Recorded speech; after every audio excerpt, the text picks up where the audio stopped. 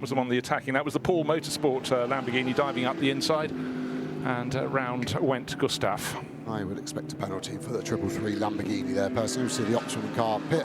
Valentino getting his last instructions. Rene Rast sat next to him, not suited or booted. He's not needed, obviously, for at least one stint as Rossi's jumping in.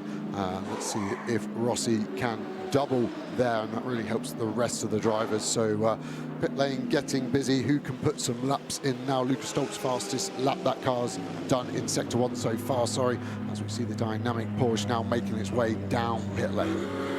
Yeah, one of the race liveries that definitely stand out in the changing light, with the sort of bright green tail end. Light getting low in the eyes of the drivers at the moment, and that's Kevin Magnussen, all a focus, and now he's absolutely determined to do as much sports car racing as he possibly can, and I think a great addition to the mix. Actually, you can hardly see his eyes in this, but I love the moment when you actually see them and see how some drivers just don't really blink very much. Have you ever looked at your eyes when you were racing, Joe? No, it's quite hard to see your own eyes when you're driving. No, from the outside, you know, when you're lapping up all of the other, because you suddenly discover, you know, you have no idea if you blink or not.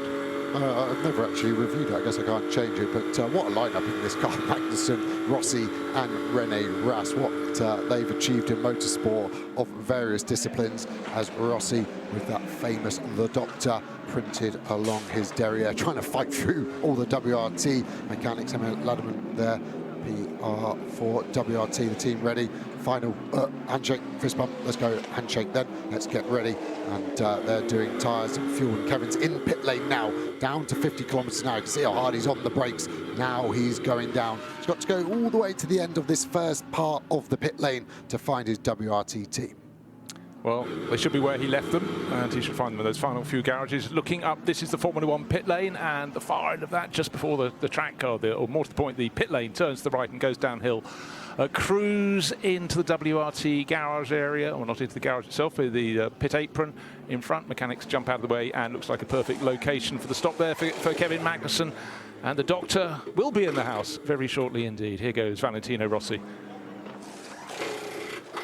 Again, the whole procedure of getting a driver out, getting a driver in, there is time aplenty, but just those moments, and some teams use very clever devices to keep the seatbelts to one side so a driver can get in and not have one behind them, but when you fumble in a driver change, it just magnifies the problem. Yeah, and a bottle change there last minute. Yeah, the belts, 5 of them in total. So you have the crotch belt, which would normally go forwards by its own emission. The lap belts are allowed to be on bungees, they spring out, and then the shoulder belts have to then go up on magnets these days, the elastic there.